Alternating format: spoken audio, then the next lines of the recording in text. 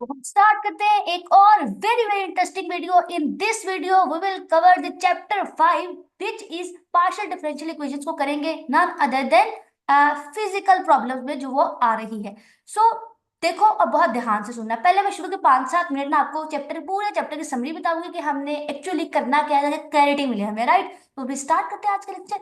Subscribe कर देना अगर आपने अभी तक नहीं किया तो बेसिकली हमने फिजिकल अभी जैसे आपने बताया, मैंने फिजिकल प्रॉब्लम्स में पार्शियल डिफरेंशियल इक्वेशंस को डिस्कस करना है, मतलब पीडीईस को फिजिकल वर्ल्ड में देखना है, राइट। तो हमने बेसिकली इसमें सिर्फ तीन चीजें करनी है, सिर्फ तीन इक्वेशंस को डिस्कस करना है। Number one is wave equation. Number two आ जाती है हमारे पास none other than heat equation. यकीन को ये एक दूसरे से बहुत रिलेटेड लगती है इक्वेशंस, तो उनको याद करना हलवा रहेगा। पूरा ऐसा समरी बताऊंगी ना इंशाल्लाह, it will be a enough lecture for you. और तीसरी है हमारे पास Laplace equation. So heat equation, wave equation and Laplace equation, इन पीडीएस को हमने डिस्कस करना है, राइट। ये बात समझ आ गई। और ये एक बात भी समझने का है, हमने इन तीनों को ना, तीनों जो डिमेंशन है ना, which is 1 dimension, 2 dimension and 3 dimension, इन सब में डिस्कस करना है। तो देखो और बहुत ध्यान से सुनना। ये हमारे पास सबसे पहले आ जाता है। नंबर वन इज हम डिस्कस करेंगे वेव इक्वेशन को। वेव इक्वेशन में हमारे पास सबसे पहली चीजों को जहां नजर जानी चाहिए वो है यू। यू यहाँ पर हमारे पास फंक्शन है, u is function of x और टी। फंक्शन है भाई एक्स और टी का, why why t is not return, x और टी का फंक्शन, राइट। तो इसको ऐसे समझो, इधर देखो मैं एक बात बताना चाहती हूँ, थोड़ा सा कॉन्सेप्चुअल बात समझ लो शुरू में, इंशाल्लाह आपको एकदम समझ आएगी। ये हमारे पास है एक्स एक्सिस, और हमारे पास वाई एक्सिस पर टाइम का फंक्शन रहेगा। तो एक्स एक्सिस पर एक्स है और वाई एक्सिस पर टाइम है। तो लेट्स टेक कि हमारे पास एक पर्सन है, वो इधर खड़ा है, लेट्स से उसको ना हाथ में ना, और यहाँ पे हमारे पास एक वॉल है, लेट्स से, सुनो बहुत गौर से सुनना। और हमने ना इस वॉल के अंदर ये पॉइंट फिक्स कर दिया और इसको एक रस्सी पकड़ा दी है।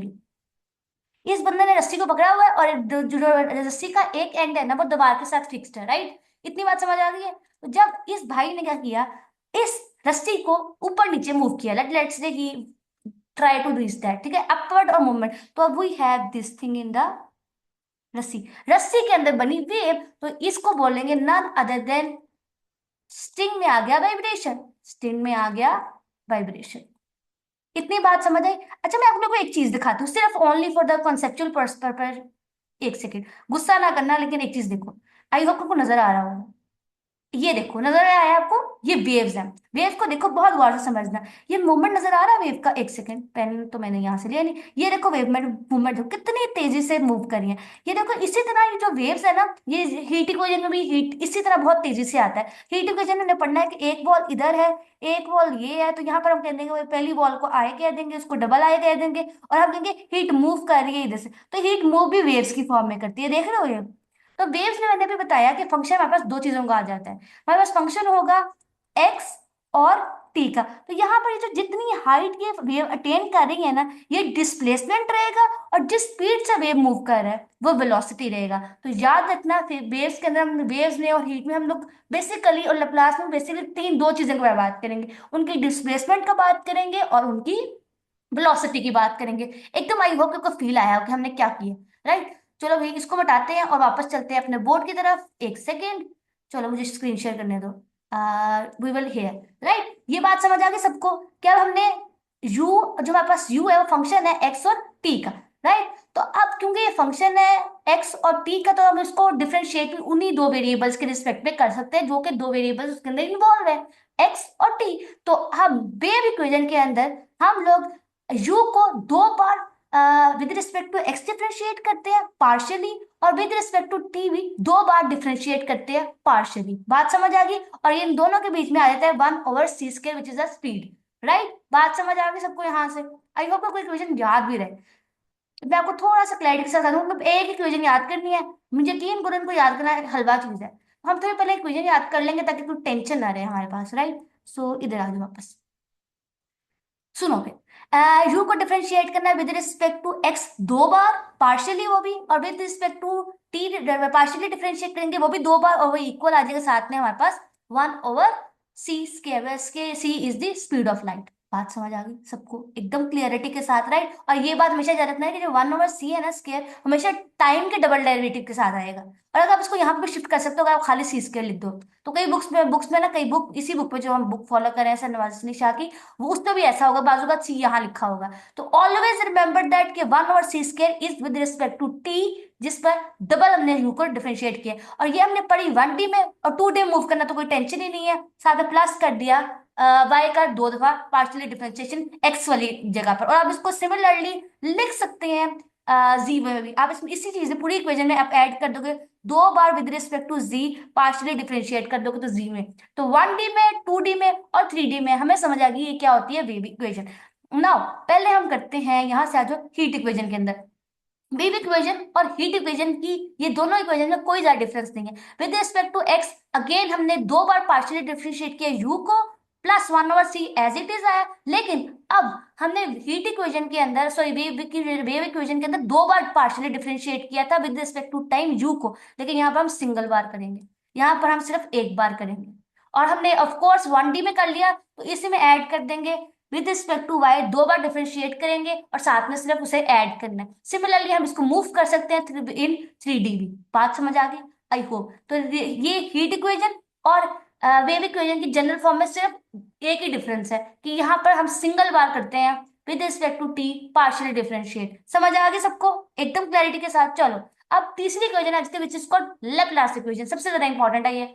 आप सुनो, लास्ट क्वेश्चन में भाई कुछ है नहीं, time derivative with respect to time हमें पार्शियली डिफरेंशिएट करना ही नहीं है, हमें दिलचस्पी नहीं है टाइम के विद रिस्पेक्ट टू टाइम। मतलब विद रिस्पेक्ट टाइम, हमें टाइम वाला एलिमेंट चाहिए ही नहीं है, राइट? यहाँ पर तो हम लोग टाइम क्यों, हम चाहते थे कि हम कैलकुलेट करें कि 5 सेकंड पे जब हम, हमारी वेव जो हम यहाँ पहुंचे, तो इस टाइम पर जब t is equal to 5 second, तब हमारा वेव का क्या था, या फिर टी इज इक्वल टू 0 था, तब वेव का क्यू मतलब कि क्या था। क्योंकि ना देखो, अगर मैं लेट से, तो यहाँ पे अगर कोई पार्टिकल्स हो यहाँ पर, यहाँ पर, यहाँ पर, यहाँ पर, तो मैं उनके बिहेवियर को जज करना चाह रही थी वेव इक्वेशन में और हीट इक्वेशन में। लेकिन लप्लास इक्वेशन में टाइम को कोई दिलचस्पी ही नहीं है यार, ठीक है? तो 2 बार डिफरेंशिएट करेंगे with respect to x u को, तो हमारे पास आ जाएगा लाप्लास इक्वेशन इन 1D। और अगर इसी में हम ऐड कर देंगे विद रिस्पेक्ट टू वाई, 2 बार डिफरेंशिएट कर लो पार्शियली वो भी, और इसमें ऐड कर दो तो 2D में, इसी तरह आप 3D में मूव कर सकते हो। इसमें सिर्फ ऐड कर देंगे, 2 बार पार्शियली डिफरेंशिएट करेंगे यू को with respect to z. Is it clear to everybody? पहली बात, लाप्लास इक्वेशन, हीट इक्वेशन और वेव इक्वेशन को हमने जनरल फॉर्म को अच्छे से दिल में लगा लिया, राइट? एकदम दिल में उतर गई होगी की बात, राइट? ये हमारे पास वेव इक्वेशन है, ये हमारे पास लाप्लास इक्वेशन है, और ये हमारे पास है हीट इक्वेशन। अब बात समझ आ गई, इतनी बात में कोई टेंशन नहीं है। अब बात सुनो, कोई भी इक्वेशन है, सबसे पहले काम जो हमने इनको सॉल्व करने में करना है ना सोल्यूशन के अंदर, वो हमने एक चीज अच्छा पहले, उससे पहले ये है, इन सब पूरे जो खैर से चैप्टर है ना, उसमें ये 3 फॉर्मूला देंगे, या ऑर्थोगोनैलिटी रिलेशनशिप है साइन और कॉस के दरमियान में, ये भी फोरियर सीरीज में यूज होते हैं, बहुत गौर गौर से सुनना। -L से L तक इंटीग्रल है, sine m pi over L, sine n pi over L. जब m और n अनइक्वल है ना, दो अलग अलग नंबर है, तो 0 आंसर आएगा, लेकिन जब ये दोनों इक्वल है तो आंसर एल आएगा। सेम गोज विद, अगर आप लोगों को विद रिस्पेक्ट टू साइन याद हो गया, साइन वाला याद कर लिया, तो कॉस वाला भी समझो याद हो गया। अगेन बिल्कुल सेम है, देखो -L से L गया, sine m sorry cos m pi over L, और sine n pi over L, और 0 आएगा आंसर जब दोनों इक्वल है, और एल आएगा दोनों आंसर जब इक्वल है। ठीक है? 0 जब अनइक्वल है, एल जब दोनों इक्वल है। ये दोनों ऑर्थोगोनैलिटी रिलेशनशिप, ये 3 फॉर्मूला पूरे चैप्टर में यूज होने हैं, तो मैंने यहाँ लिख दिया है, ठीक है? ये समरी दिखा रही हूँ पूरे चैप्टर की, इसलिए मैं बार बार बता रही हूँ। और जब भी साइन और कॉज आ जाएंगे तो आंसर हमेशा अंडा ही आएगा। बात समझ आ गई? जब साइन और कॉस आएंगे तो हमेशा अंडा आएगा, चाहे जो मर्जी वैल्यू हो, for all M N, right? ये बात भी समझ आ गई होगी। तो हमने इन सारों को सोल्यूशन करते हुए ये 3 फॉर्मूला से याद रखने, सॉल्व करने का तरीका बताया, 3 इक्वेशन हमें याद हो गई। अब हम इनको सॉल्व करते हुए हमने ये ऑर्थोगोनैलिटी की रिलेशनशिप भी लिखने, इन फॉर्मूलाज को अपने याद करना है, एंड देन हम करेंगे सेपरेटिंग वेरिएबल्स यूज। ये वो वेरिएबल्स का मेथड है जो हमने पहले भी चैप्टर्स नंबर 1 2 3 में कब किया था, जब हम सेपरेटिंग वेरिएबल सीखा था। क्या था मैंने आपको बताया था, यू जो है वो फंक्शन है एक्स और टी का, राइट? तो हम इस दोनों को, इस एक्स और टी को रिप्लेस कर देंगे, स्मॉल एक्स को रिप्लेस कर दोगे बिग एक्स से, और टी को, स्मॉल टी को रिप्लेस कर देंगे बिग टी से, राइट। तो हम इसको इन शॉर्ट ऐसे भी लिख सकते हैं, खाली एक्स भरा टी और खाली टी। और अभी हमने डिस्कस किया कि हम विद रिस्पेक्ट, क्योंकि इसमें दो ही वेरिएबल्स इन्वॉल्व है, तो हम पार्शियली डिफरेंशिएट भी विद रिस्पेक्ट टू एक्स और वाई करेंगे। तो हम इसको विद रिस्पेक्ट टू एक्स एक दफा पार्शियली डिफरेंशिएट करेंगे तो आ जाएगा एक्स के ऊपर डैश, टी रहेगा कांस्टेंट। लेकिन जब हम इसको second time with respect to x partially differentiate करेंगे तो एक्स के ऊपर आ जाएगा डबल बार, टी को कोई टेंशन नहीं रहेगी क्योंकि टी को हम कांस्टेंट कंसीडर करेंगे। Similarly with respect to t अगर हम पार्शियली डिफरेंशिएट करेंगे तो एक्स रहेगा कांस्टेंट और टी के ऊपर आ जाएगा बार। सिमिलरली मैं सेकेंड टाइम पार्शियली डिफरेंशिएट करूंगी तो एक्स वैसे ही रहेगा और टी के ऊपर आ जाएगा डबल बार। ये बात समझ आ गई? ये बात भी हमने आगे पूरे चैप्टर में यूज करना है। मैं आपको टूल्स दे रही हूँ, समरी बता रही हूँ चैप्टर में हमने करना है। ये separating the variables of technique करनी है, राइट। जब आपने सेपरेटिंग द वेरिएबल्स टेक्निक करनी है तो आपने ये सब कुछ ना, जो वैल्यूज आएंगी ना, मतलब पार्शियल डिफरेंशिएशन करने के बाद ना, वो सारी जो वैल्यूज आएंगी ना उसको जनरल फॉर्म में डालना है। कौन सा जनरल फॉर्म? इसमें डालना है। लेट्स से अगर पार्शियल, अगर हम लोग हीट इक्वेशन कर रहे हैं ना, तो जो भी आंसर आया ना डबल डेरिवेटिव का, अच्छा इसको मैं ऐसे लिख सकती हूँ ना।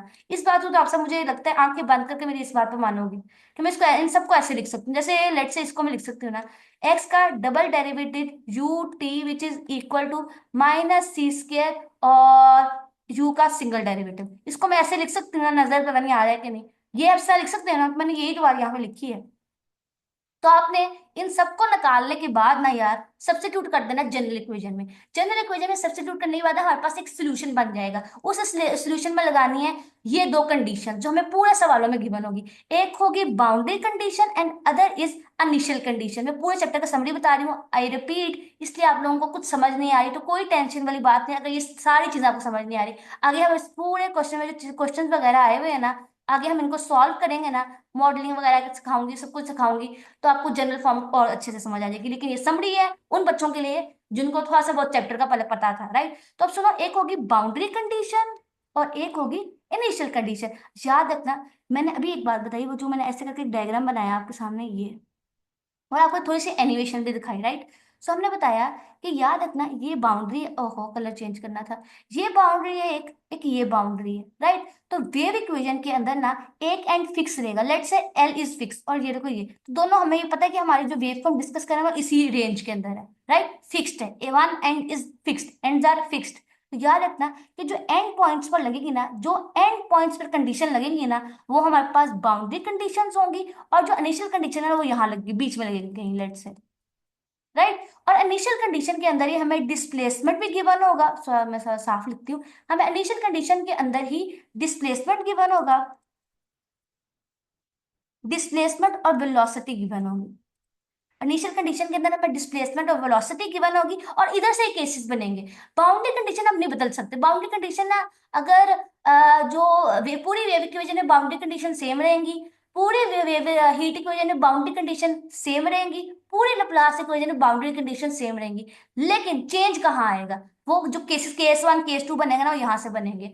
हमें कहा जाएगा कि डिस्प्लेसमेंट जो है ना वो जीरो है तो क्या केस है, वेलोसिटी जीरो है तो क्या केस है। अगर वेलोसिटी की वैल्यू है तो डिस्प्लेसमेंट जीरो है, तो यहाँ से केसेस बनेंगे। बात समझ आई?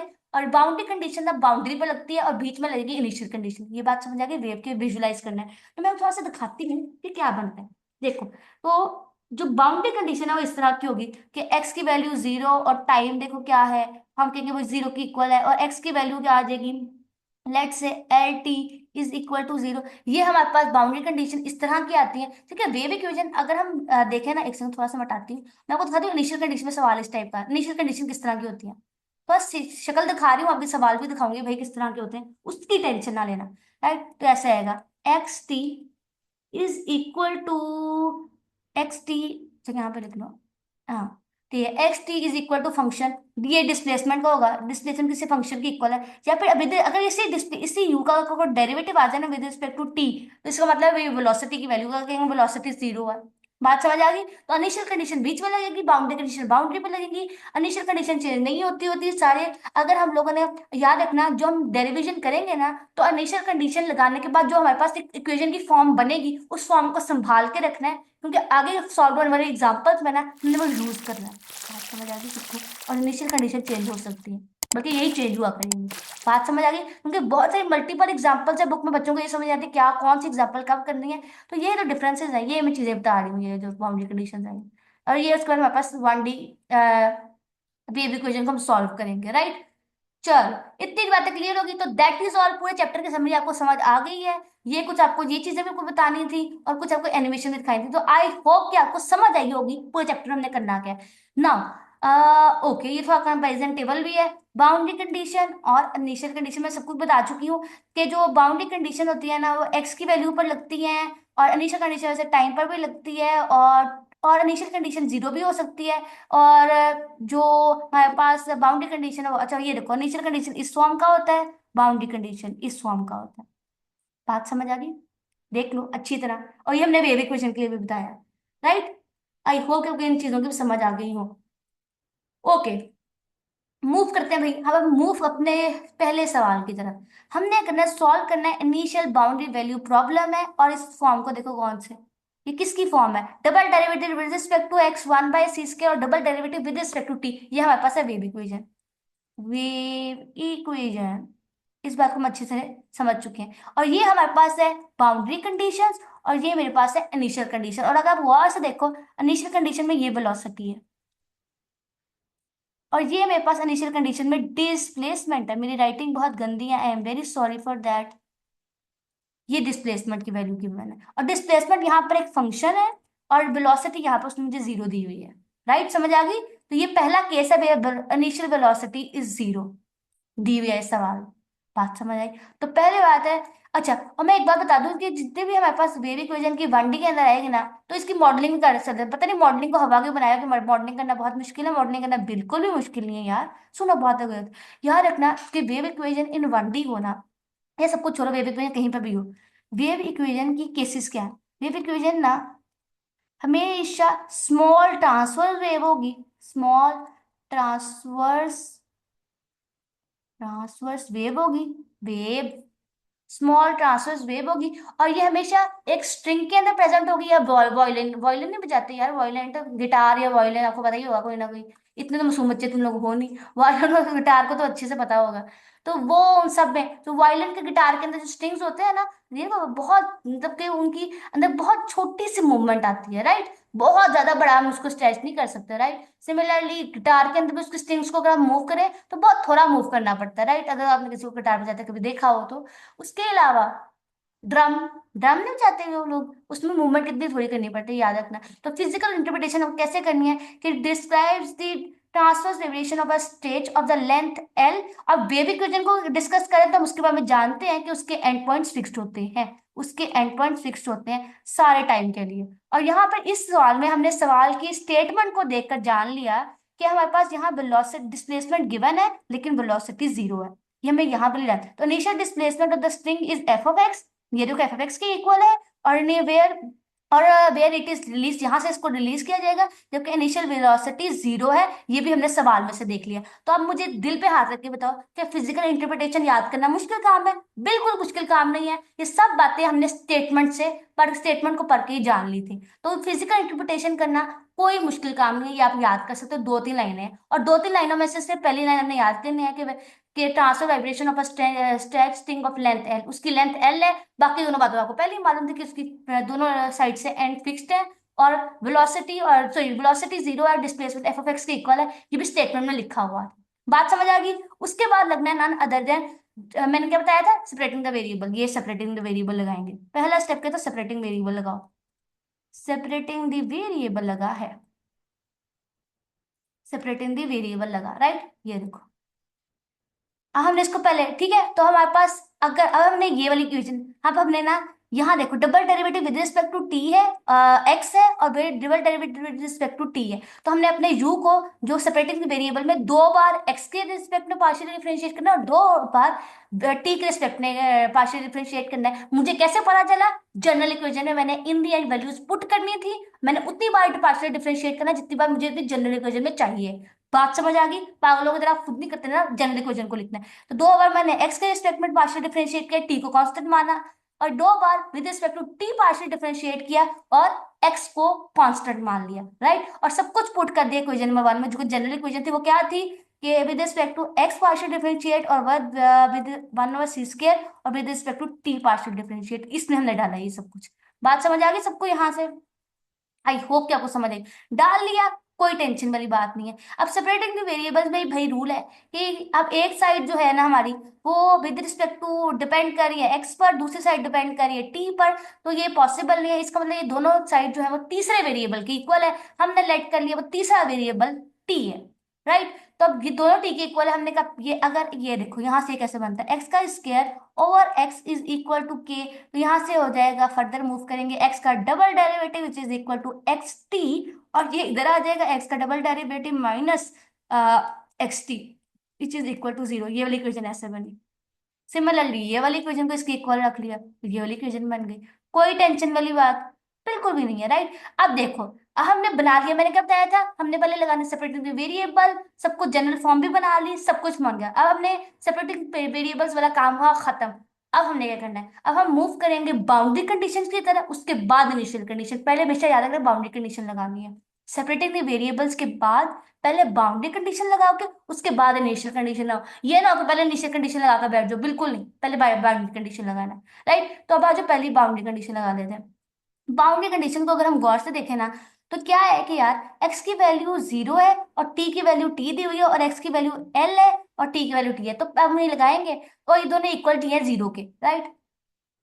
हम है ना टीम को टी को बिल्कुल जीरो नहीं मान सकते, क्योंकि अगर हमने टी को जीरो मान लिया मतलब कि हमने कहा कि टाइम हमें डिपेंड, मतलब कि अगर हमने टी को वेव के अंदर जीरो मान लिया, इधर देखो, अगर हमने कहा टाइम ही जीरो है, तो इसका मतलब हम तो यहाँ मूव करें, मतलब कोई टाइम ही नहीं कवर किया। जब वेव की हम लोगों ने डिस्प्लेसमेंट कैलकुलेट करना है और वेव का वेलोसिटी कैलकुलेट करना है, अगर हमने टी को जीरो ले लिया, तो इसका मतलब है कि हमने टाइम ही कवर नहीं किया। इसका मतलब हम एक ही पॉइंट पर फाइंड कर रहे हैं, हमने टाइम को कंसिडर ही नहीं किया। तो याद रखना, हम ऐसा बिल्कुल नहीं कर सकते। अगर हमने टाइम को जीरो मान लिया ना, तो वो get a trivial solution, right. तो हमें नहीं चाहिए ट्रिवियल सोल्यूशन, इसलिए हम क्या कहेंगे कि X of zero is equal to zero और X of L is equal to zero. बात समझ आ गई। और अब उसके बाद क्या करेंगे, अब हमने क्या करना है, हमारे पास ना एक्स के अंदर अब हमारी दोनों वैल्यूज जो है ना, दोनों इक्वेशन वो के ऊपर डिपेंड कर रही है। अगर गौर से देखो, ये दो इक्वेशन बनी थी, एक इक्वेशन ये है, एक इक्वेशन ये है, दोनों डिपेंड कर रही है एक्स पर। हम दो सॉरी दोनों डिपेंड कर रही है के की वैल्यूज पर। तो हमने के की तीन ही वैल्यूज पॉसिबल है। अब हर यार मैथमेटिक्स में तीन ही वैल्यू कंडीशन हो सकती है, या नंबर पॉजिटिव होता है, नंबर नेगेटिव होता है, या नंबर अंडा होता है। तो या तो नेगेटिव होगा, या वो पॉजिटिव होगा, या फिर वो जीरो होगा। जीरो, पॉजिटिव और नेगेटिव। तो याद रखना, जब भी हम एक्स की वैल्यू जीरो लेंगे या एक्स की वैल्यू पॉजिटिव लेंगे, वो गेट आर ट्रिवियल केस। हमने नॉन ट्रिवियल केस लेना है, तो हम लोग एक्स की वैल्यू हमेशा याद रखना इन सारे सवालों में, नो मैटर कि कौन सा है, हीट इक्वेशन है, लैप्लास है, या वेव है, हमेशा हम एक्स जो के की वैल्यू है ना माइनस लेमडा स्केयर लेंगे, because we want non trivial solution, right. चलो आ जाओ, मूव करते हैं भाई नॉन ट्रिवियल सोल्यूशन, यहां से आ जाओ। फॉर के इज नेगेटिव से K is equal to minus lambda, तो हमने के की जगह माइनस लेमडा पुट किया, ये बिकम पॉजिटिव, और यहां से भी, राइट। अब हमने इन दोनों को सॉल्व करना है, वो गेट, और इनको यार जिसना सॉल्व नहीं करते पीडी, बिल्कुल आसान मेथड है, वो कर लेना। तो इस पहली इक्वेशन को सॉल्व करने से हमें जनरल सोल्यूशन ये मिलेगा, दूसरी इक्वेशन सॉल्व करने से जनरल सोल्यूशन ये मिलेगा। वेरी इजी, तुम आसानी से कर सकते हो इसको। मैं अगर करके दिखा ही दूंगा अगर एक आधी, तो डी का स्क्वायर प्लस लेमडा का square over X is equal to zero. So D square plus lambda square is equal to zero, D का square which is equal to minus lambda का स्क्वायर। तो दोनों डी इज इक्वल टू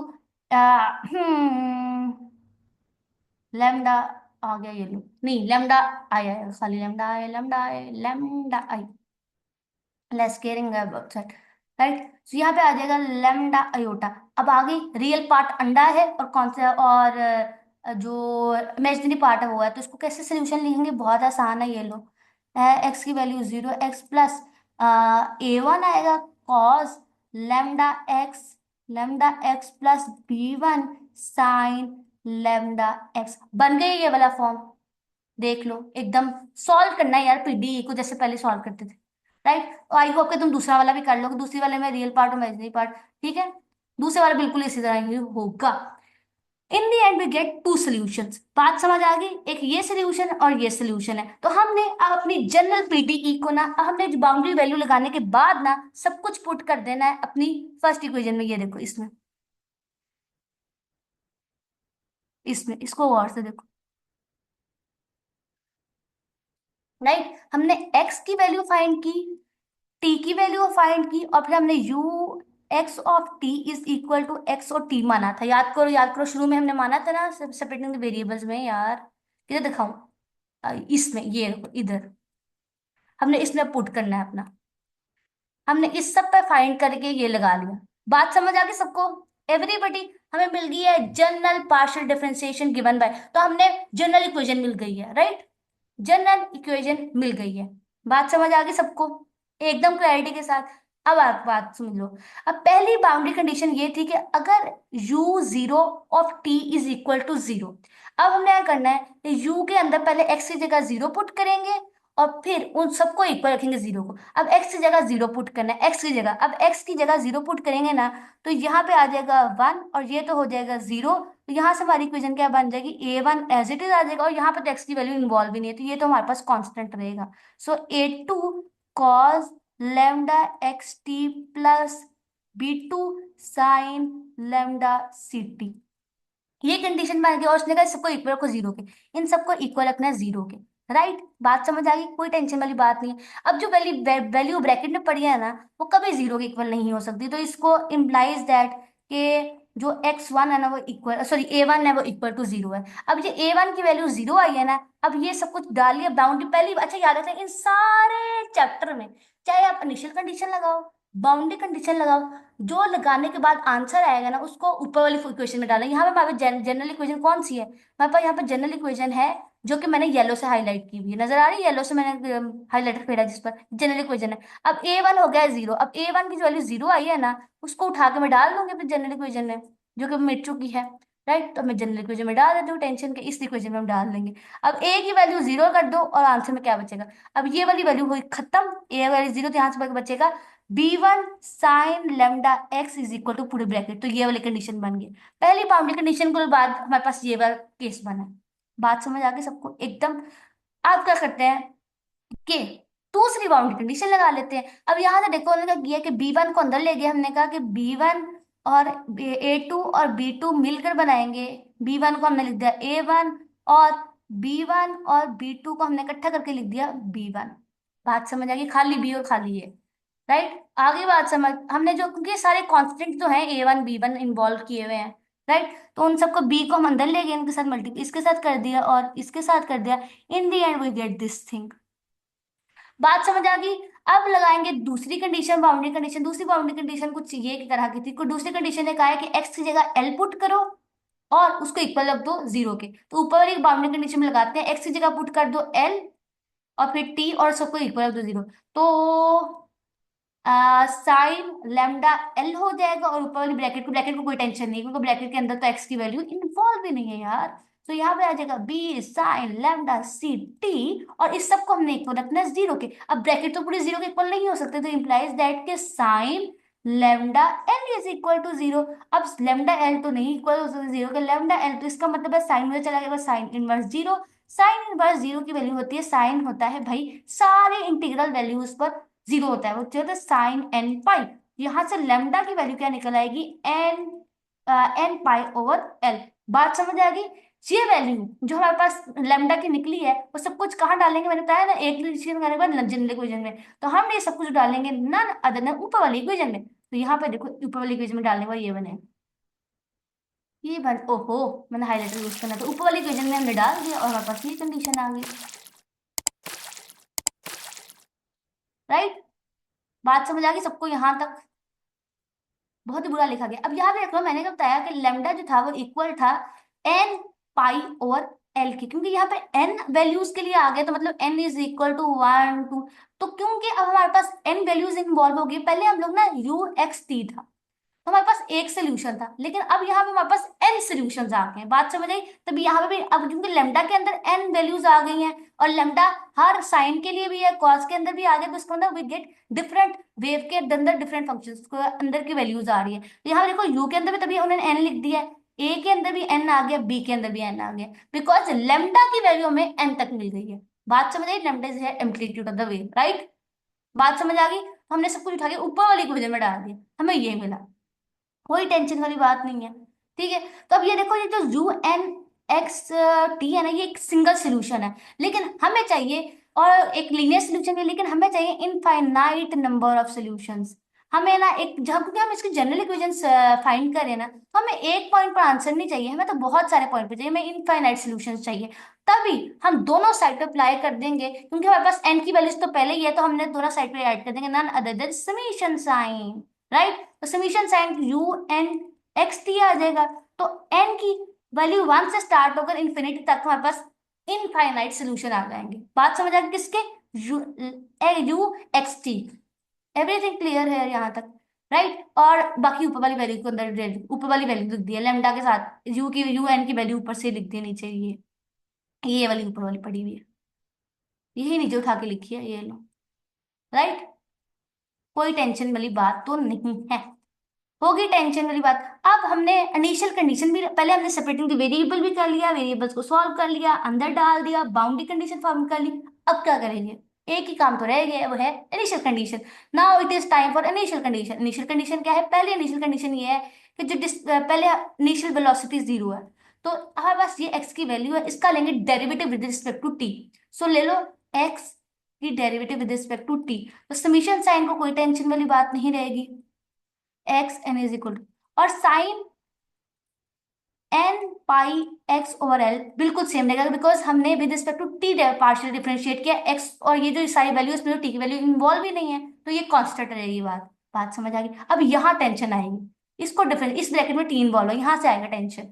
सुनो, A N तो constant है, तो cos हो जाएगा sine N pi over L और सी टी, और पार्शियली डिफरेंशिएट किया तो साथ आ जाएगा, डेरिवेटिव के साथ एंगल अंदर आ जाएगा, साइड पे मल्टीप्लाई हो जाएगा, सिमिलरली प्लस बी एन आ जाएगा, और साइन का डेरिवेटिव होता है cause N C T pi, भूल लिखना भूल गई, और नीचे एल आएगा, और साथ एंगल का derivative N pi C T over L. बात समझ आ गई? यहाँ पे सी टी है ना, बात समझ आ गई? और उसके बाद उसने क्या लिखा है? उसके बाद अगर गौर से देखो, उसने कहा है कि टी की जगह जीरो पुट करो। अब जब टी की जगह जीरो पुट करोगे ना, यार ये तो बिल्कुल कांस्टेंट है, इसको कोई टेंशन नहीं। इधर देखो, टी की जगह जीरो पुट करोगे तो ये तो गई वैल्यू, लेकिन यहाँ देखो कि टी की जगह जीरो पुट करूंगी तो आई विल गेट वन, क्योंकि कॉस जीरो वन होता है। राइट, तो यहाँ से ये तो क्या बचेगा? यहाँ पर इंटीग्रल साइन, ओहो बहुत बुरा लिखा गया, दोबारा लिखती हूँ। तो यहाँ पे आ जाएगा मेरे पास integral sine lambda N is equal to zero sine N pi over L, और एक्स आ जाएगा, ये सब कुछ कांस्टेंट है, ये जीरो हो गया, तो यहाँ से बचा बी एन। सो बी एन के साथ आएगा N pi C T over L, जब टी के रिस्पेक्ट में तो डिफरेंशिएट किया तो टी वन हो गया। सो यहाँ टी आएगा और कॉस की वैल्यू वन है, तो यही आंसर है। बात समझ आएगी? और देखो यहाँ पर यही तो बना है, और ये सब कुछ जीरो के इक्वल रखने बाद में। राइट, ये चीज बन गई जो मैंने बना कर दिखाई है आपको। आपने अपनी बुक याद रखना है, इसको लेक्चर को देखते हुए बुक और कॉपी पेंसिल अपने हाथ में रखना है। राइट, और जो जो मैं स्टेप खोल खोल के लिख कर दिखा रही हूँ, आपने अपनी बुक में एज इट इज लिखना है, ताकि आपको अगली बार समझ आए जब आप रीड करो। राइट, सो और आप इस वक्त मुझे ना कोई ड्रामा देख रहे हैं, ना मूवी देख रहे हैं, और ना ही आप मुझे टीवी पे देख रहे हैं, तो please have your notebook and pencil with you, और आप लिखें जो मैं आपको बता रही हूँ। आई होप कि आप कर रहे हो, ठीक है? ओके, तो इस सबको हमने इनिशियल कंडीशन में कहा था, क्या कहा है उसने, इसको इक्वल रखना है जीरो के। इस सबको हमने जीरो के इक्वल रखा। अब जीरो के इक्वल रखना है, तो ये साइन वाली के साथ ना ये सारा एंगल है, ये तो कभी जीरो के इक्वल नहीं हो सकता, इसका मतलब बी एन जीरो के इक्वल है। तो बी एन जीरो के इक्वल आ गया, तो इस सबको पुट करेंगे कहाँ? ऊपर वाले इक्वेशन में, इस इक्वेशन में, इस इक्वेशन में, इस सब के अंदर बी एन की वैल्यू जीरो डाल दोगे, बी एन की वैल्यू जीरो डाल दोगे, तो ये वाली वैल्यू हुई तो खत्म, बात खत्म, ये सब कुछ रह जाएगा। ये देखो, यही तो सब कुछ रह गया, ये सब कुछ रह गया। राइट, ये सब कुछ रह गया। बात समझ आ गई सबको? ओके, अब हम लगाएंगे नन अदर देन दूसरी initial condition which is displacement. Displacement की वैल्यू दी हुई है, ये डिस्प्लेसमेंट दी हुई है। दूसरी कंडीशन, बात सवाल खत्म हो गया, बस दूसरी ये कंडीशन लगाओ और बात सवाल खत्म। तो हमने दूसरी दूसरी इनिशियल कंडीशन ना पूरे पर नहीं लगानी। राइट, तो पहले पूरे पे लगाते हैं ना, तो एक्स की टी की जगह जीरो वैल्यू पुट करेंगे। जब टी की जगह जीरो पुट करेंगे ना, तो ये तो गया वन, और ये बचा हमारे पास पूरी कंडीशन में, ये वाली कंडीशन बच गई, और ये यहाँ लिखी हुई है। बात समझ आ गई? टी की जगह जीरो पुट किया, ये गया वन आ गया, और ये बचा। और इस सबको उसने कहा किसके इक्वल रखो? एफ ऑफ एक्स के। ये देखो ना, उसने कहा इस सबको इक्वल रखो एफ ऑफ एक्स के। उसने कहा ये सबको इक्वल रखो एफ ऑफ एक्स के। ओहो, ये बाबा पता नहीं लाइन क्यों आ जाती है ऊपर। ये मुझे आज तक इस लाइन का समझ नहीं आया कि तुम आती कहाँ से हो। इधर आ जाओ। राइट। तो ये हमने एफ ऑफ एक्स पुट करना है, उसके बाद ये इक्वल है एफ ऑफ एक्स की। बात समझ आ गई? ओके एकदम। और ये सब कुछ देखो ना कि इंटीग्रल है ए एन और साइन की वैल्यू ये इक्वल है एफ ऑफ एक्स के। तो अब जब ये वाली कंडीशन आ जाए ना, अब देखो ये सब कुछ इस फंक्शन की इक्वल है। तो याद रखना यहाँ पे जो ये कॉफिशिएंट है ना, ये देखो ये साइन का जो कॉफिशिएंट है जो ए एन है। अब हमने इसको चूज करना है क्योंकि ये मस्ट बी चूजन इस रीजन के अंदर है और becomes a half Fourier series of sine. अभी हमें कैसे पता चलेगा? इसको लिखते हैं, इसको मैं फोरियर सीरीज में लिखती हूँ ए एन को। A N is equal to half, देखो टू की पावर एल आ जाएगा इंटीग्रल जीरो से लेकर एल तक। और एफ ऑफ एक्स आएगा क्योंकि इक्वल है एफ ऑफ एक्स के, और साइन की है तो यहाँ पे ये वाली साइन की वैल्यू आ जाएगी which is equal to sine N pi L over X. बन गया फोरियर सीरीज, ये फोरियर सीरीज। ये हमने कॉस की, और ये सब कुछ हमने पुट कर दिया ऊपर किस इक्वेशन में जिसको मैंने हाईलाइट किया हुआ है। ये सब कुछ मैंने पुट कर दिया ऊपर, ये इस इक्वेशन को जिसमें मैंने हाईलाइट किया है। अब आपने ए एक्स की वैल्यू ए, हाँ ए एन की वैल्यू ऊपर डालनी है और सवाल खत्म। हमें अपने इनिशियल कंडीशन के बाद में मिल गया बिल्कुल। ये देखो इसके अंदर हमने डाल दिया ए एन की वैल्यू और हमारा आंसर आ गया ये है। ए एन की जो वैल्यू आपने ये फाइंड की हुई ना, ये वाली, ये ये हमने यहाँ डाल दी और बात खत्म। यही हमारा आंसर है। दिस इज द जनरल, हमारे पास आ गई है क्या है वेव इक्वेशन। बात समझ आ गई सबको यहाँ से? ये लो। आई होप कि आपने याद करना है इसको, राइट। आई होप कि आपको एक एक स्टेप की समझ आ गई हो और आगे फील भी आ गया हो, राइट। ओके, तो अब मैं थोड़ा सा आपको कराती हूँ थोड़ी सी बहुत एग्जाम्पल और देखते हैं आगे क्या करते हैं। अब एक और बात यहाँ से सुनो, बस एक और बात सुन लो फिर यार, बेशक ना सुनना एक बात। ओहो, अगर देखो एक बात समझो। तो ये जो मैंने अभी फाइंड किया ना, ये वाली इक्वेशन, ये वाली, इसको बहुत गौर से देखो। ये इक्वेशन तब मैंने फाइंड की है जब मेरे पास इनिशियल वेलोसिटी जीरो थी। इनिशियल वेलोसिटी मेरे पास जीरो थी, और जो मेरी डिस्प्लेसमेंट था ना, डिस्प्लेसमेंट वो इक्वल था, वो डिस्प्लेसमेंट इक्वल था एफ ऑफ एक्स के। तो ये एफ ऑफ एक्स की ऐसे था, ऐसा केस था, राइट। ये इक्वल थी एफ ऑफ एक्स के डिस्प्लेसमेंट, और ये इनिशियल वेलोसिटी था ना, ये अंडे के इक्वल थी, राइट। यही कहानी थी ना। ये मेरे तब मेरे पास इस केस में मेरे पास मेरी वेव इक्वेशन का जनरल सोल्यूशन ये है। देखो क्या है, एक्स की value in T which is equal to, बहुत गौर से सुनना, बहुत मुश्किल बिल्कुल भी नहीं है। यहाँ पर समीशन साइन आएगा lambda N is equal to zero, और फिर आप बड़ा सा ब्रैकेट लगाओगे और वो लिखोगे ए एन की फोरियर सीरीज। ए एन की फोरियर सीरीज क्या थी? टू बाई एल, और इंटीग्रल जीरो से लेकर एल तक, फिर एफ ऑफ एक्स था, और यहाँ पर साइन की आएगी sine N pi over L और एक्स, और ये आप कर दोगे कहानी बंद। और फिर आएगा यहाँ पे sine N pi over L X, और सब पे कॉस आएगा cos N pi over L, और यहाँ पे आएगा सी टी। और अब इसको याद करने का तरीका सुनो, या ये कुछ साथ ज्यादा याद करो क्योंकि आगे इन्हीं का सवाल है। ये मेरे पास ए एन की, ओहो, ये मेरे पास, I should change my colour, मैं यहाँ पे ऑरेंज लूंगी। ये मेरे पास ए एन की फोरियर सीरीज लगी है जो कि साइन के अंदर थी। पहली बात, यहाँ पे डी एक्स भी आना है क्योंकि इंटीग्रल है विद रिस्पेक्ट टू डी। तो यहाँ पे ए एन की फोरियर सीरीज है, और ये मेरे पास साइन है, और ये मेरे पास कॉस है। साइन एक्स के अंदर आएगा एन पाई ओवर एल, तो यार लेमडा की वैल्यू ये तो याद होगा। यहाँ पे भी sine pi over L lambda की वैल्यू आया, और C T with respect to time, with respect to time और विद रिस्पेक्ट टू एक्स। तो ये हमारे पास जनरल सोल्यूशन है हमारे पास वेव इक्वेशन का, जब इनिशियल वेलोसिटी जीरो है और डिस्प्लेसमेंट एफ ऑफ एक्स के इक्वल है। और एक इक्वेशन आपने ये वाली याद करनी है, मैं आपको याद साथ साथ कराऊंगी इंशाल्लाह कोई। और दूसरी इक्वेशन है ये वाली है, जो कि बहुत ही गंदी लग रही है। ये वाली इक्वेशन है जो कि हमारी बाउंड्री कंडीशन को सिर्फ सेटिस्फाई कर रही है, जो कि हमारी बाउंड्री कंडीशंस को सेटिस्फाई कर रही है ये वाली इक्वेशन। इसको मैं आपको दिखाती हूँ किस तरह आप इसे याद करो। इधर देखो,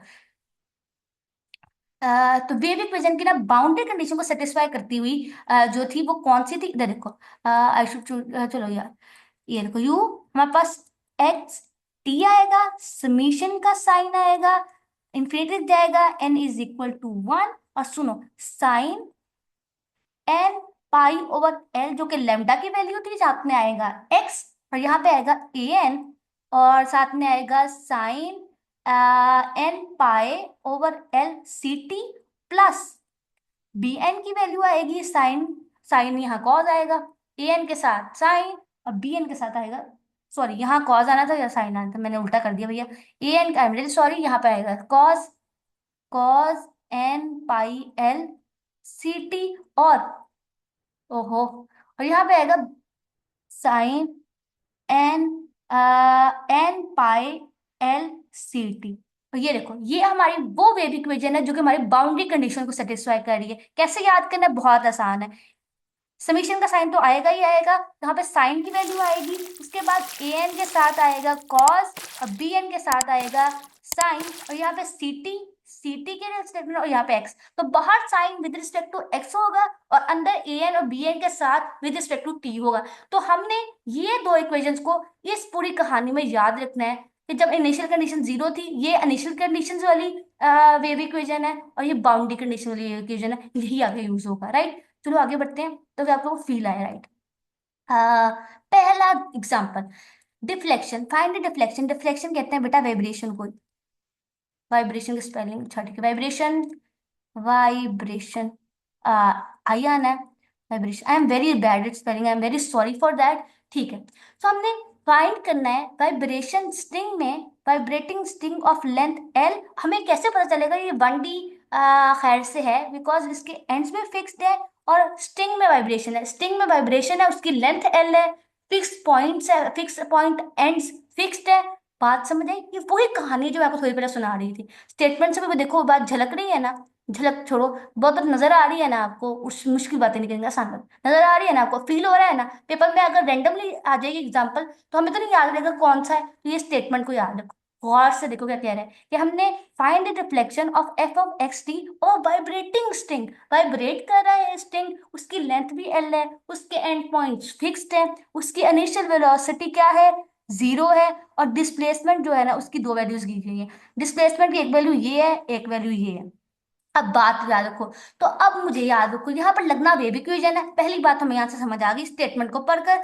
और वेव इक्वेशन के अंदर इनिशियल वेलोसिटी जीरो है, वो कौन सी वाली वेव इक्वेशन थी जिसके अंदर इनिशियल वेलोसिटी जीरो थी और डिस्प्लेसमेंट एक फंक्शन की इक्वल थी? यहाँ पे देखो डिस्प्लेसमेंट फंक्शन की इक्वल है, तो यहाँ पर लगेगी नन अदर देन ये वाली इक्वेशन, ये वाला जनरल फॉर्मूला लगेगा।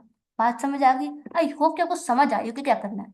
मैं रट्टा नहीं मारना चाह रही, but I want to give a very clarity के साथ, अल्लाह करे वो वहां तक पहुंच रहे हो, ठीक है। वो किसके इक्वल थी? वो इक्वल थी ओके, सो हमारे पास यू फंक्शन है एक्स और टी का, और ये हमारे पास summation sine as it is आएगा एन, और यहाँ पर आएगा हमारे पास पहले फोरियर सीरीज आएगी 2/L, जीरो से लेकर एल तक बात जाएगी, एफ ऑफ एक्स आएगा, और फिर हमारे पास sine N pi over L और अंदर एक्स आएगा, फिर ये कहानी बंद हो जाएगी, फिर साइन एन पाई एल और फिर अगेन एक्स आएगा, और बाहर आएगा, उसके बाद आएगा हमारे पास cos N pi L over C T. यही थी इक्वेशन। अब देखो यहाँ पर इस इक्वेशन के अंदर एफ ऑफ एक्स के अंदर ये एफ ऑफ एक्स जो था वो डिस्प्लेसमेंट का था, तो यहाँ पर इस सवाल में हमें एफ ऑफ एक्स की दो वैल्यूज गिवन है, तो ये जो दो वैल्यूज हमें गिवन है ना, इसी इसी जनरल फॉर्मूले के अंदर हम ये दो वैल्यूज सब्स्टिट्यूट करेंगे, ये दो वैल्यूज प्लग इन करेंगे, और कुछ नहीं करना यार। गौर से देखो यहाँ पे उसने भी तो यही किया, देख लो। पहले उसने हमें कहा कि ये भाई ये इक्वेशन का आंसर है जिसमें ए एन जो था, ए एन की वैल्यू, अच्छा इन्होंने ना ए एन की वैल्यू मैंने डाल के दिखाई है, इन्होंने ए एन की वैल्यू अलग से लिख दी है, राइट। ये हमारे पास जनरल फॉर्मूला था, हमारा एंड पे आंसर यही आया था। उसने कहा ये इसके इक्वल है, फिर उसने ए एन के एफ ऑफ एक्स की जगह वो वैल्यू पुट कर दी, ये देखो उसने वैल्यू पुट कर दी, ये देखो ये डाल के दिखाई वैल्यू। बात समझ आई? और उसने एक बात बताई कि जब हम एक्स की एन की वैल्यू जीरो रखें, एन की वैल्यू वन रखेंगे ना, तो हमारे पास आंसर के आता है, बहुत आसानी से डाल सकते हो।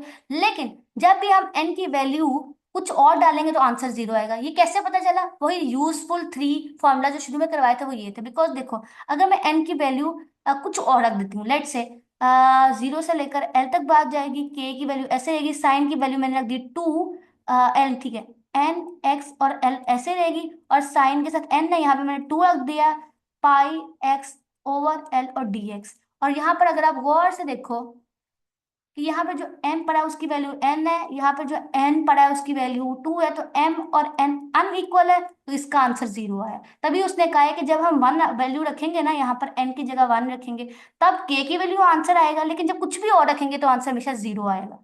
बात समझ आ गई? तो उसने कहा कि इसका भाई जनरल सोल्यूशन ये है। अब ए एन की जो वैल्यू निकली है ना, उसको उठा के डाल दिया भैया आंसर में, ये लो, और जनरल फॉर्मूले में डाल दिया, कुछ भी नहीं किया यार। समझ आई एक बात? ठीक है, देख लो ऊपर से। Everybody till now clarity will be. और अगेन फिर वही किया है, फोरियर सीरीज के अंदर ए एन की जो फोरियर सीरीज थी उसकी जगह एफ ऑफ एक्स की जगह ये वैल्यू डाल दी है। ये लो आगे। उसमें यहां से देखो क्या किया, यहाँ पर लगाया भाई इंटीग्रेशन बाय पार्ट।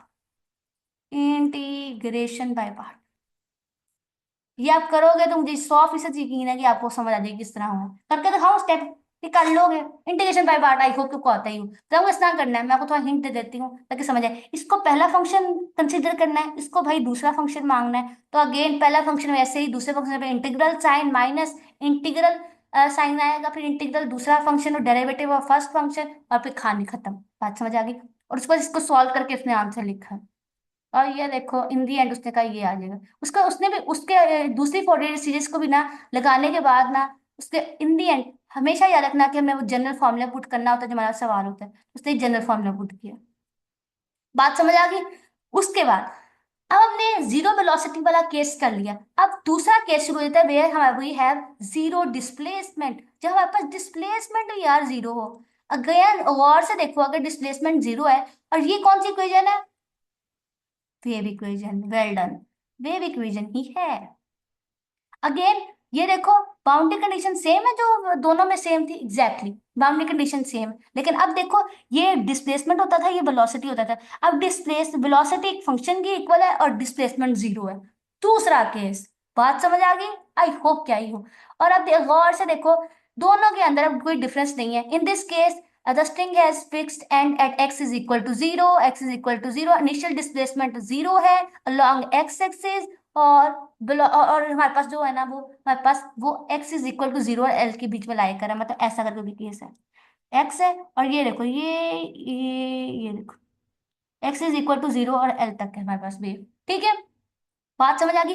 और यहां पर अब देखो इस इक्वेशन को सॉल्व करने के लिए उसने हमारी बाउंड्री कंडीशन, मैंने कहा था सब में सेम रहती है, सारी वेव इक्वेशन की बाउंड्री कंडीशन सेम है, तो उसने वो यहाँ पर इक्वेशन लिखी है जो कि सेटिस्फाई कर रही थी वेव इक्वेशन को, बाउंड्री कंडीशंस को।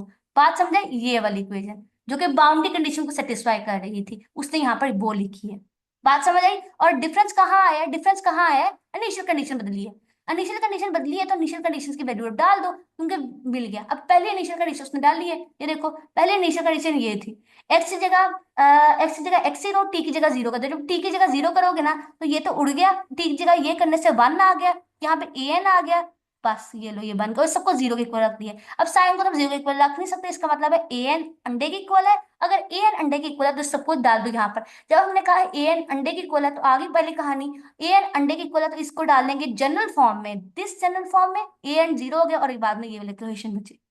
तो पहले इनिशियल कंडीशन को लगाने के बाद हमारे पास ये बची है, विच इज हमारी जनरल वेव इक्वेशन थी, right, where displacement is zero. Displacement zero है तो ये हमारे पास वेव इक्वेशन है, देख पा रहे हो?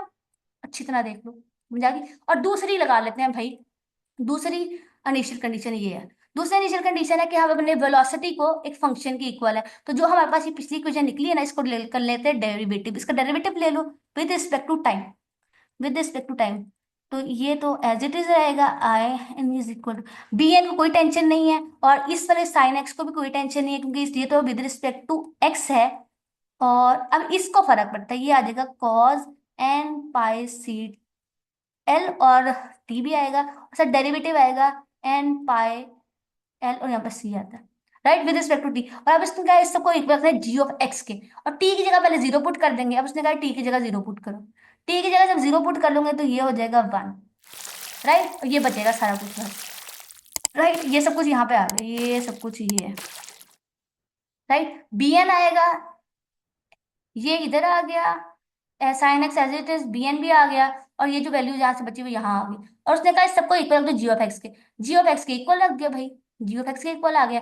अब अगेन देखो यहाँ पर सिर्फ bn पड़ा हुआ है, तो bn के ऊपर लगेगी फोरियर सीरीज, और bn के ऊपर फोरियर सीरीज इस तरह लगेगी कि bn आएगा साथ वो n पाई c और l है, तो इसको इक्वल किस तरह फोरियर सीरीज के साथ लिखती है यार, देखो 2/l लिखोगे क्योंकि हाफ रेंज लगेगी फोरियर सीरीज 2/l, क्योंकि यार ये देखो वेव इक्वेशन में हम लोग हाफ लेते हैं जीरो से लेकर एल तक, हम -l से लेकर एल तक नहीं लेते, राइट, तो ये आपने याद रखना है की बात, कि जो भी वेव की इक्वेशन में फोरियर सीरीज लगेगी वो माइनस, तो 2/l आएगा, इंटीग्रल साइन जीरो से लेकर एल तक, और यहाँ पे हमारे पास जी ऑफ एक्स है फंक्शन, अब एफ ऑफ एक्स नहीं आएगा, और साइन का ये वाला वैल्यू आएगा which is equal to sine n pi x over l, बन गया ये फोरियर सीरीज।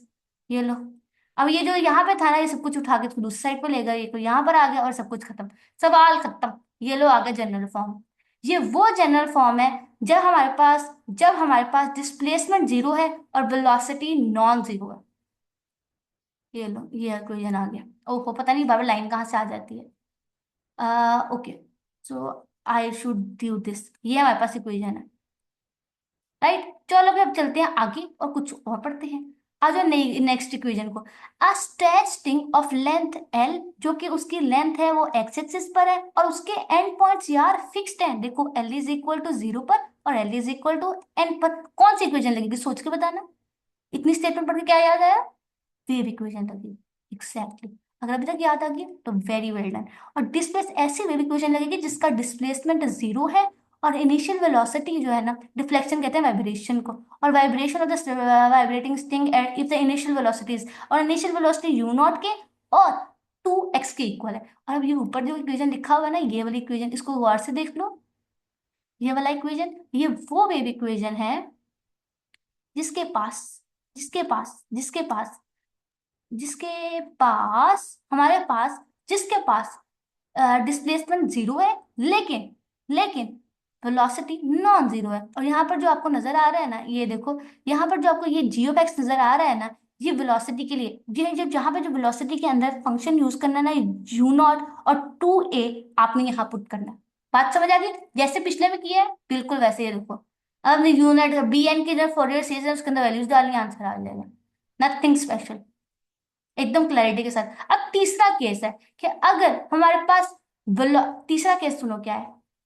तीसरा केस है कि अगर हमारे पास डिस्प्लेसमेंट भी नॉन जीरो है और इनिशियल वेलोसिटी भी नॉन जीरो है, दोनों नॉन जीरो है, तो अब किस तरह करेंगे। तो इनिशियल कंडीशन देखो सेम रही है, अगेन इनिशियल कंडीशन वही सेम रही है, तो अपना आधा काम आसान बनाते हुए पिछली इक्वेशन को हम अपने दिमाग से याद करने की कोशिश करेंगे। ये वो इनिशियल कंडीशन है, ये वो हमारे पास वेव इक्वेशन की जनरल फॉर्म है जो कि हमारे इनिशियल कंडीशन को सेटिस्फाई करती है, याद है ना सबको। अब इसके अंदर अपनी डिस्प्लेसमेंट की वैल्यू डालेंगे और अपनी और बस देखो या कुछ भी नहीं हलवा, उसका डिस्प्लेसमेंट की वैल्यू डालेंगे और अपनी इनिशियल कंडीशन दोनों पुट करेंगे और आंसर आ जाएगा, कोई टेंशन वाली बात नहीं है। और अब देखो next example, a stretch string of length L is lying along x axis, fixed है उसके दोनों एंड पॉइंट्स, इस पॉइंट पर तो इस पॉइंट पर deflection of the string is the. और देखो अब टाइम, ये डिस्प्लेसमेंट की वैल्यू होती है, ये भी नॉन जीरो है, ये भी एक फंक्शन के इक्वल दिया हुआ है, और ये हमारे पास वेलोसिटी की वैल्यू है, ये भी नॉन इक्वल है, जीरो के इक्वल रखा हुआ है। और ऊपर वाले जो इक्वेशन है इसका जो आंसर आया है ना, उसमें ये देखो, उसमें याद रखना एफ ऑफ एक्स जो है हमारे पास डिस्प्लेसमेंट वाला बात है, डिस्प्लेसमेंट के फंक्शन जिसके इक्वल है यहाँ पे पुट करेंगे, और जी ऑफ एक्स हमारे पास इनिशियल वेलोसिटी का होता है, तो यहाँ पर आप इनिशियल वेलोसिटी वाला पुट करोगे। बात समझ आ गई सबको, बस पुट मारना है और बाकी सब कुछ आ जाएगा। ये लो दो लाइनों का सवाल था, बिल्कुल एकदम समझ आनी चाहिए, क्लैरिटी मिल जाए तो बंदा कुछ भी कर सकता है, राइट, एकदम क्लियरिटी के साथ। अब आ जाओ ये वेव इक्वेशन की वो फॉर्म जहां पे हमारे पास एंड पॉइंट्स फिक्स नहीं है। पहले क्या था, हमारे पास एंड पॉइंट्स फिक्स थे, अब एंड पॉइंट फिक्स नहीं है, वेरी इंपॉर्टेंट। अब बाउंड्री कंडीशन बदली है। अब क्या बदला है दोस्तों, बाउंड्री कंडीशन बदली है, बाउंड्री कंडीशन बदली है। और अगेन ये वो केस है जब हमारे पास इनिशियल वेलोसिटी अगर गौर से देखो तो जीरो है, इनिशियल वेलोसिटी जीरो है, लेकिन डिस्प्लेसमेंट एक फंक्शन के इक्वल है, राइट। इसको देख लेते हैं भाई, फिजिकल इंटरप्रिटेशन की है, कुछ भी नहीं किया, वही फिजिकल इंटरप्रिटेशन थी कि string of the vibration length L का है जिसके end X is equal to zero और X is equal to L ही है, लेकिन अब ये दोनों एंड फिक्स नहीं है। The end of the are looped with vertical frictionless wire which can move in the vertical direction। Slope zero है at the end and the initial velocity is, ये initial displacement F of X के equal दिया हुआ है, और initial velocity जैसा कि मैंने थोड़ी देर पहले बताया which is equal to zero. बात समझ आ गई? और अब ये देखो, ओहो, अब ये हमारे पास वो लिखी हुई है इक्वेशन, वेव इक्वेशन की, जो हमारे पास सेपरेटिंग द वेरिएबल्स करने के बाद आई थी। अभी हमने इसके अंदर इनिशियल बाउंड्री कंडीशंस नहीं लगाई हुई, ये वो वाली वेव की इक्वेशन है, ये वो वाली इक्वेशन है जिसमें बाउंड्री कंडीशंस नहीं लगी हुई। तो अब बाउंड्री कंडीशन लगाओ। पहला बाउंड्री कंडीशन ये है, जिससे हमें बी वन जीरो ले लेगा, फिर बी वन की वैल्यू ऊपर डाल देंगे तो हमारे पास ये वाला कंडीशन आ जाएगा। फिर हम इसको फर्दर सॉल्व करेंगे, दूसरी बाउंड्री कंडीशन लगाएंगे, फिर उसके बाद हमारे पास उसको बिल्कुल सॉल्व करा जैसे पहले किया, तो बिल्कुल वैसा एकदम सवाल है। तो फोरियर सीरीज लगानी है और इस तरह करके हमारा सवाल खत्म। और उसके बाद ये यहाँ से हमारा वेव इक्वेशन का पार्ट बिल्कुल खत्म हुआ है, और अब हीट इक्वेशन का पार्ट वहां से शुरू हो जाता है। राइट? एवरीबडी यहाँ तक क्लियर के साथ आपको समझ आ गई होगी, आई होप कि आपको समझ आई हो। तो ओके, सो अब उसका करते हैं वेव इक्वेशन, नेक्स्ट पार्ट पे करेंगे। अगर मैं नेक्स्ट पार्ट ना बना सकी और यहीं तक रहा, बिकॉज पेपर आपको पता है बिल्कुल स्टार्ट होने लगे हैं, बट मैंने पूरी कोशिश की है कि मैं आपको ये सिखा दूं कि 1+1 क्या है। अब आपने खुद कोशिश करके 2+2, 3+3, 4+4, 5+5 सीखना है। राइट? आई होप कि आपको काफी हेल्पफुल रहेगा। सब्सक्राइब कर देना अगर अभी तक नहीं किया। आपसे मुलाकात होगी नेक्स्ट लेक्चर में, तब तक के लिए अल्लाह।